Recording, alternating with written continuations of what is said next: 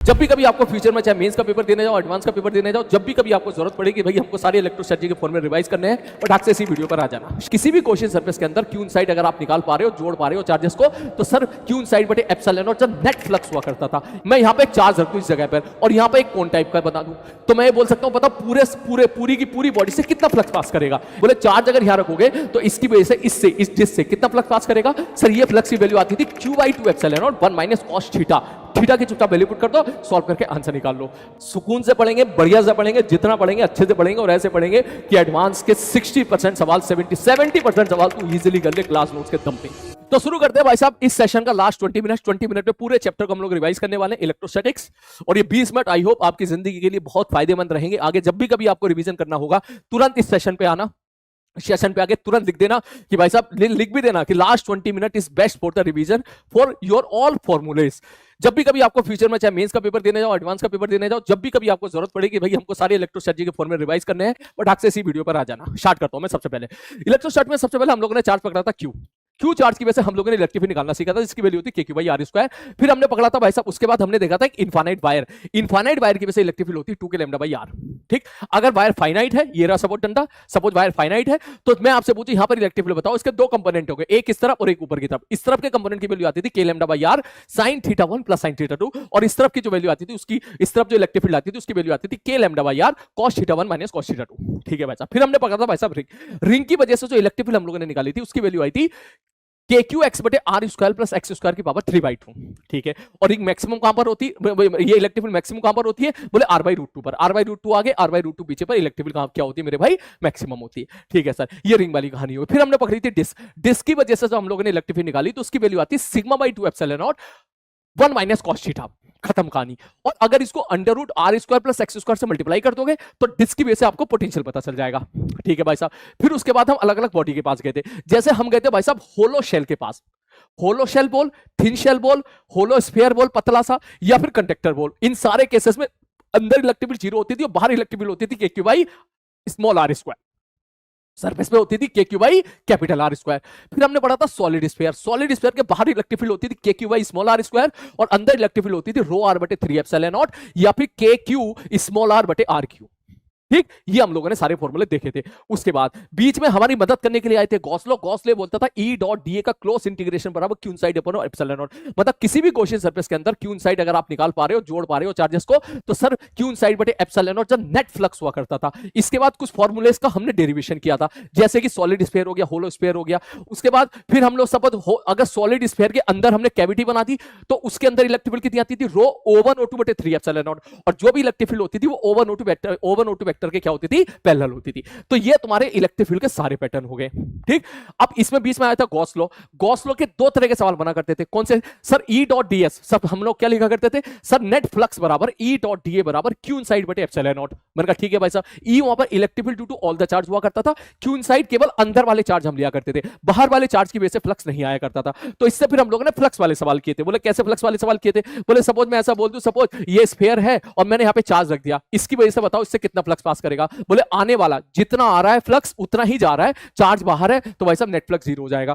तो यहीं से कुछ उस प्रकार के क्वेश्चन बनते थे जिसमें या तो आपसे किसी बॉडी के थ्रू फ्लक्स पूछा करता था या किसी एरिया के थ्रू फ्लक्स पूछा करता था। वैसे फ्लक्स की डेफिनेशन क्या थी, बोले sir total count on number of electric field line crossing through an area. तो अगर आप किसी एरिया के थ्रू फ्लक्स निकाल रहे हो तो इस्तेमाल करोगे integration of E.dA। Electric field uniform है, कॉमन निकाल के बाहर निकाल देगा तो E.dA बन जाएगा, वरना आपको इंटीग्रेशन इस्तेमाल करना पड़ेगा। लेकिन आप किसी बॉडी के लिए बात कर रहे हो तो आप देखोगे आने वाला फ्लक्स कितना है और जाने वाला फ्लक्स कितना है, दोनों के मैग्नीट्यूड को आप घटा दोगे तो वो नेट फ्लक्स आ जाएगा। उसी नेट फ्लक्स को Q inside upon epsilon not के बराबर कर दोगे तो आपको ये पता चल जाएगा कि अंदर कितना चार्ज रखा हुआ है। ठीक है भाई साहब, फ्लक्स के बाद कुछ और सवाल हुआ करते थे। कैसे, बोले सर एग्जांपल के तौर पे मैं यहां पर ऐसा कह दूं, ये देख, ठीक, मैं यहां पे एक चार्ज रख दूं इस जगह पर और यहां पे एक कौन टाइप का बता दूं, तो मैं ये बोल सकता हूं पता पूरी की पूरी बॉडी से कितना फ्लक्स पास करेगा। या इसके सेंटर पे चार्ज रख दूं और यहां पर सपोज ये गॉसियन सरफेस ले लूं, मैं आपसे बोलूं बताओ इससे कितना फ्लक्स पास करेगा। आप बोलोगे sir Q inside upon epsilon not pass करेगा। कैसा भी गॉसियन सरफेस हो, अगर उसके अंदर चार्ज क्यू है तो उससे टोटल फ्लक्स जो पास करेगा वो क्यू इनसाइड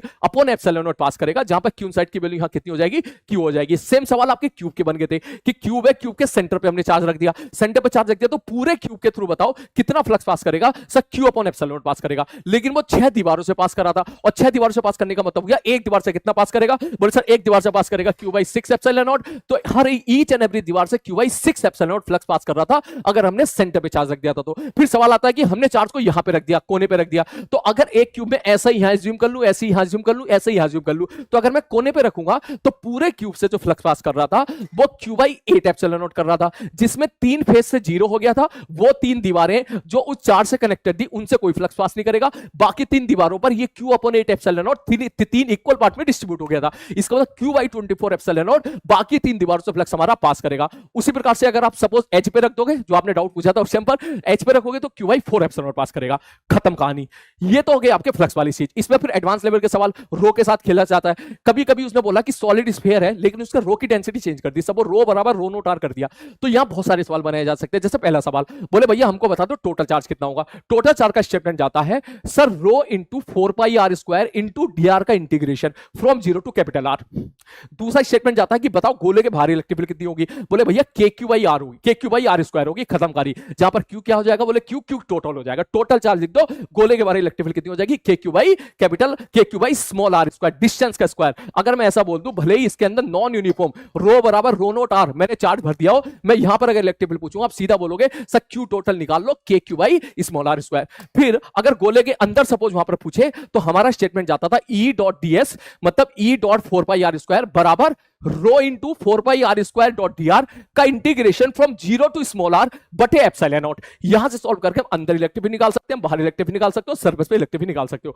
तो गॉस लॉ की मदद से काफी बढ़िया बढ़िया सवाल हम लोगों ने वहां पर देखे थे। तो ये पोर्शन जाता था आपका शुरू में। दूसरा एक और इंपॉर्टेंट रिजल्ट था, वो इंपॉर्टेंट रिजल्ट ये था कि भाई साहब अगर मैं किसी क्यू चार्ज को यहां पे रख देता हूं इस जगह पे, तो उससे कितना फ्लक्स पास करेगा। इससे ये सवाल जेईई एडवांस में 2024 में आया था। इसका मतलब तू लिख के लिख ले, ये 2025 में डेफिनेटली आएगा, लेकिन जेईई मेंस में आएगा। मेंस में आएगा पक्का, एडवांस में तो नहीं आने वाला क्योंकि एक बार रिपीट हो गया। बोले चार्ज अगर यहां रखोगे तो इसकी वजह से इससे इस डिस्क से कितना फ्लक्स पास करेगा। सर ये फ्लक्स की वैल्यू आती थी q by 2 epsilon not 1 minus cos theta. Theta की चुपचाप वैल्यू पुट कर दो, सॉल्व करके आंसर निकाल लो। फिर हम लोग मूव कर रहे थे भाई साहब इलेक्ट्रोस्टैटिक पोटेंशियल एनर्जी पर। Sir 2 point charge q1 q2 अगर r सेपरेशन दूरी पर है तो पूरे सिस्टम की पोटेंशियल एनर्जी कितनी होती है मेरे भाई, k q1 q2 by r होती है। सब पोटेंशियल और इलेक्ट्रिक फील्ड का रिलेशन बहुत महत्वपूर्ण होता है। सर इसका रिलेशन होता है सर E बराबर क्या होता है, सर dB बराबर होता है माइनस E डॉट dr। खत्म कहानी। इसका मतलब जहां पर इलेक्ट्रिक फील्ड 0 है, इलेक्ट्रिक फील्ड 0 हो गया तो E डॉट dr 0 हो गया। इसका मतलब dB 0 हो जाएगा, मतलब पोटेंशियल तुम्हारा क्या हो जाएगा, कांस्टेंट हो जाएगा। मतलब अगर इलेक्ट्रिक फील्ड 0 है इसका मतलब याद रखना पोटेंशियल आपका क्या रहना है मेरे भाई, कांस्टेंट रहना है। नेक्स्ट सर इसके बाद हमने हर बंदे के पोटेंशियल निकालना सीखे। जैसे पॉइंट चार्ज के लिए पोटेंशियल निकालना, के क्यू बाई आर आ गया। मैंने कहा ठीक है भाई साहब, हमने इनफाइनाइट वायर की वजह से पोटेंशियल तो नहीं निकाला, लेकिन दो बिंदु के बीच का पोटेंशियल डिफरेंस निकाला। उसकी वैल्यू कितनी आई थी sir 2k lambda ln r2 by r1, जिस पर जी एडवांस वालों ने सवाल पूछा था। उसके बाद सर इनफाइनाइट वायर, सर अगर हम लोग इनफाइनाइट शीट की वजह से निकालेंगे तो sigma by 2 epsilon not into r2 minus r1। और यहां पर एक चीज और देखी थी कि सर अगर इलेक्ट्रिक फील्ड यूनिफॉर्म होती है तो यूनिफॉर्म इलेक्ट्रिक फील्ड की दिशा में अगर आप डी डिस्टेंस दौड़ोगे तो पोटेंशियल ई इंटू डी आपका कम हो जाएगा। इलेक्ट्रिक फील्ड के अपोजिट जाओगे तो पोटेंशियल ई इंटू डी आपका बढ़ जाएगा। ये पार्ट हम लोगों ने देखा। फिर हम लोगों ने पोटेंशियल की और वैल्यू निकाली। जैसे मैं बोलूं होलो स्फीयर, होलो शेल, ये वाला जो होलो शेल है, तो इसके अंदर इसके बाहर सबसे पहले बाहर बात कर लेते हैं। बाहर पोटेंशियल कितना होता है, बोले के क्यू बाई स्मॉल आर होता है। सरफेस पे कितना होता है, बोले के क्यू बाई कैपिटल आर होता है। अंदर कितना होता है, बोले के क्यू बटे रेडियस वाला आर होता है। Same condition for the conductor आता है। उसी प्रकार से अगर ये सॉलिड होता तो सॉलिड के बाहर पोटेंशियल कितना होता है, के क्यू बटे स्मॉल आर होता है। सरफेस पे के क्यू बटे कैपिटल आर होता है। लेकिन गोले के अंदर घुसोगे तो चुड़ैल मिल जाएगी। चुड़ैल मिलेगी मतलब के क्यू बटे 2r q 3r square minus small r square. ये तुम्हारा अंदर पोटेंशियल हो गया। और इसमें एक छोटी सी गलती हो जाती है अक्सर बच्चों से कि सेंटर पे पोटेंशियल 0 नहीं होता है। सेंटर पे पोटेंशियल निकालने के लिए आपको इस चुड़ैल वाले फॉर्मूले में r की वैल्यू 0 पुट करोगे तो सेंटर का पोटेंशियल निकल के आता था 3/2 k q by r. That means इसका ग्राफ कुछ ऐसा बनता था, अंदर ऐसा डाउनवर्ड पैराबोला जिसका a नेगेटिव है और उसके बाद 1/r के प्रोपोर्शनल हो जाता था। इसके बाद फिर इस प्रकार का ग्राफ बन जाता था। समझ में आ रही बात। तो ये चीज हम लोगों ने देखी। फिर रिंग की वजह से देखा था भाई साहब। रिंग की वजह से अगर मैं बात करूं, रिंग की वजह से पोटेंशियल देखेंगे तो उसका फॉर्मूला आया था के क्यू बटे under r square plus x square. और अगर मैं डिस्क ले लूंगा तो डिस्क की वजह से जो पोटेंशियल का फॉर्मूला आया था किसी एक्स डिस्टेंस दूरी पर, वो आया था के क्यू बटे sigma by 2 epsilon not 1 minus cos theta into under root r square plus x square. इसको याद करने का तरीका क्या था, डिस्क की वजह से बस तू इलेक्ट्रिक फील्ड का फॉर्मूला याद कर ले, बस खत्म। जो कि कितना होता है sigma by 2 epsilon not 1 minus cos theta into 1 minus sigma by 2 epsilon into 1 minus cos theta, this is the electric field का फंक्शन। अगर मैं इसको मल्टीप्लाई कर दूंगा under root r square plus x square से, तो पोटेंशियल का formula बन जाएगा। बात समझ में आ रही है? फिर अगले पार्ट की तरफ होंगे, इसका नाम था डाइपोल। डाइपोल में हम लोगों ने देखा था कि भाई साहब अगर ये सपोज डाइपोल है सर, इसकी वैल्यू होती है Q इंटू एल, जहां पर एल हो जाएगा ये वाला सेपरेशन। और अगर मैं आपसे पूछूं, मैंने कहा भाई साहब यहां पर बताओ डाइपोल पे एक्सिस पे इलेक्ट्रिक फील्ड कितनी होती है, तो पहले तो शॉर्ट होना चाहिए। अगर ये शॉर्ट डाइपोल है और मैं आपसे यहां पर इलेक्ट्रिक फील्ड पूछूंगा, तो आप बोलोगे सर यहां इलेक्ट्रिक फील्ड हो जाएगी 2 kp बटे RQ। सर जिधर डाइपोल है उधर ही इलेक्ट्रिक फील्ड होती है, ये आप गलती कर रहे थे, आप आगे से मत करना। सर जिधर डाइपोल होता है एक्सिस पर, उधर ही उसी दिशा में हमारी क्या होती है मेरे भाई, इलेक्ट्रिक फील्ड होती है। अगर मैं डाइपोल आगे बोलूंगा तो इस जगह पर इलेक्ट्रिक फील्ड किधर हो जाएगी, आगे हो जाएगी। इक्वेटोरियल पर अपोजिट डायरेक्शन में होती है, कितनी होती है सर, kp बटे RQ। किसी जनरल पॉइंट पर अगर आपसे पूछा जाएगा तो दोनों का जब रिजल्टेंट हमने निकाला था वो निकल गया था kp बटे RQ under root 1 plus 3 cos square theta. ये किसी जनरल पॉइंट का हमारा क्या गया था, इलेक्ट्रिक फील्ड आ गया था। इक्वेटोरियल पॉइंट पर कितनी होती है इलेक्ट्रिक फील्ड, kp बटे RQ। एक्सिस पर कितनी होती है 2 kp बटे RQ। जनरल पॉइंट पे कितनी होती है kp बटे RQ under root 1 plus 3 cos square theta. और अगर मैं आपसे पोटेंशियल पूछूं, इक्वेटोरियल पर हर पॉइंट पे पोटेंशियल कितना हो जाएगा, 0 हो जाएगा। लेकिन जनरल पॉइंट का मैंने डायरेक्टली फॉर्मूला बोल दिया था, मैंने डायरेक्टली उसको याद रख लो, क्या k p डॉट r बटे RQ। तो हमारी बात ठीक है सर। फिर हमने देखा था कि डाइपोल को अगर हम सपोज इलेक्ट्रिक फील्ड के अंदर रखते हैं, यूनिफॉर्म इलेक्ट्रिक फील्ड के अंदर रखते हैं, तो उस पर नेट फोर्स 0 होता है, टॉर्क लगता है पी क्रॉस सी। जब टॉर्क पी क्रॉस सी होता है तो इसका मतलब ये जो टॉर्क लगा है ये चाहता है डाइपोल को अपनी इलेक्ट्रिक फील्ड की दिशा में लाना। सर इलेक्ट्रिक फील्ड अगर आगे है ना तो डाइपोल, तो इलेक्ट्रिक फील्ड अगर आगे है तो उस पर टॉर्क लगेगा। डाइपोल सपोज मैंने रख दिया इस प्रकार से और इलेक्ट्रिक फील्ड भी आगे की तरफ है, तो टॉर्क कितना हो जाएगा, बोले टॉर्क बराबर हो जाएगा सर पी क्रॉस सी मतलब पी साइन थीटा। सर दोनों पैरेलल है तो थीटा 0 हो गया, तो टॉर्क भी 0 हो गया। इसका मतलब कोई ऐसा बोले कि डाइपोल को इलेक्ट्रिक फील्ड के अंदर रखे तो डेफिनेटली टॉर्क लगेगा, ऐसा कोई जरूरी नहीं, लग भी सकता है नहीं भी लग सकता। बोले ठीक है सर। अब अगर मैं डाइपोल को सपोज मैंने ऐसे थीटा की रोटेट कर दिया तो अब इस पर टॉर्क लगेगा P cross C P sine theta. और जैसे ही मैं इसको छोड़ूंगा ये टॉर्क चाहेगा कि डाइपोल इलेक्ट्रिक फील्ड की दिशा में आए, दैट मीन जैसे ही मैं इसको छोड़ूंगा फिर ये ऐसे ऐसे ऐसे ऐसे ऐसे क्या करेगा, ऑसिलेशन करेगा। और अगर थीटा बहुत स्मॉल है तो आप सीधा बोलोगे अगर थीटा बहुत स्मॉल है तो इसका मतलब इसका टाइम पीरियड निकल के आता था t बराबर 2 pi under root I upon PE. जे इमेज में पक्का इस पे सवाल आना ही आना है, तू देख लेना इस साल। बोले ठीक है सर। फिर डाइपोल को जब हम लोगों ने इलेक्ट्रिक फील्ड के अंदर रखा तो उस पर टॉर्क लगा पी क्रॉस सी और सिस्टम की पोटेंशियल यही माइनस पी डॉट। ये दोनों फॉर्मूले तो याद होने चाहिए, पी क्रॉस सी और minus P dot. Minus P dot हमारा काम आ गया था दो तरह के सवालों में, पहला कंजर्वेशन ऑफ मैकेनिकल एनर्जी के सवालों में, दूसरा अगर नॉन यूनिफॉर्म इलेक्ट्रिक फील्ड दे दी, सपोज ई बराबर दे दिया 3x square plus 4y square, इस टाइप का जो मैंने आज फंक्शन दिया। सपोज मैं ऐसा बोल दूं इलेक्ट्रिक फील्ड है 3x स्क्वायर आई कैप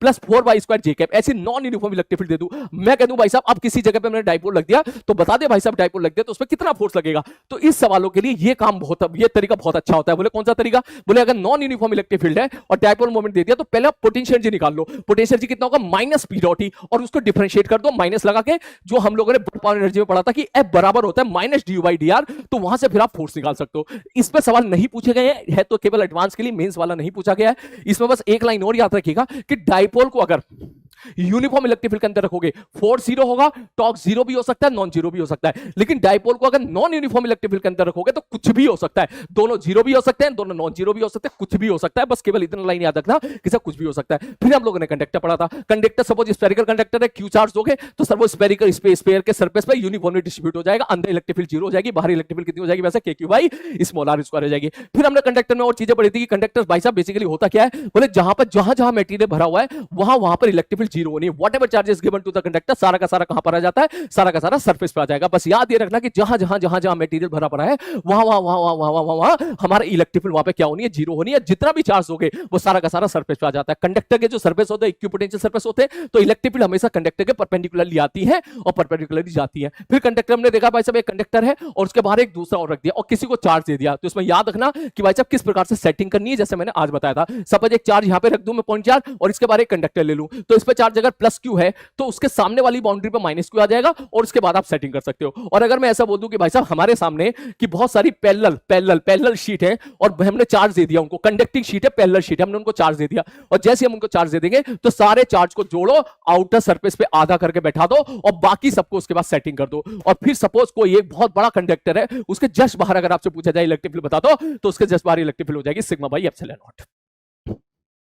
ठीक है, बेसिकली इस तरह की जो है काफी हद तक मैंने सारी बातें बता दी। और एक और इंपॉर्टेंट चीज जो भूल ही गया हूं, जो अक्सर सवाल गलत कर रहा है कि सर यहां पर एक चार्ज Q1 है, यहां पर एक चार्ज Q2 है, Q1 ने Q2 पे कितना फोर्स लगाया sir 1/4 pi epsilon not Q1 Q2 by r square. Sir ये K Q1 Q2 by r square ये फोर्स लगाया। अगर इस पूरे सिस्टम को पानी के अंदर डुबो देते हैं हम लोग, तो अगर एग्जाम वाला ये वर्ड इस्तेमाल करे कि what will be the force between them, इसका मतलब हम ये समझ जाएंगे कि उनके बीच का जो भी फोर्स होगा वो K टाइम्स कम हो जाएगा, where K is a dielectric constant। I hope ठीक है, आपको पिछले 15-20 मिनट में ध्यान से सुनना, जब भी कभी सुनो चाहो तो 0.75x सुन लेना, इतने में ही आपके सारे के सारे पोर्शन जो भी हैं यहां पर बनके तैयार हो जाएंगे। तो बाकी मिलते हैं बेटा कल की क्लास में। क्लियर है? तो मिलते हैं बेटा नेक्स्ट क्लास में, सब अपना ध्यान रखिएगा। और अगर ये सेशन समझ में आ गया हो तो नीचे कमेंट बॉक्स में जरूर टाइप कीजिएगा। तो मिलते हैं नेक्स्ट क्लास में, अपना ध्यान रहिए, जुड़े रहिए, और अगर सारी बातें समझ में आ गई हो तो नीचे कमेंट बॉक्स में जरूर टाइप कीजिएगा। मिलते हैं जल्दी, टेक केयर।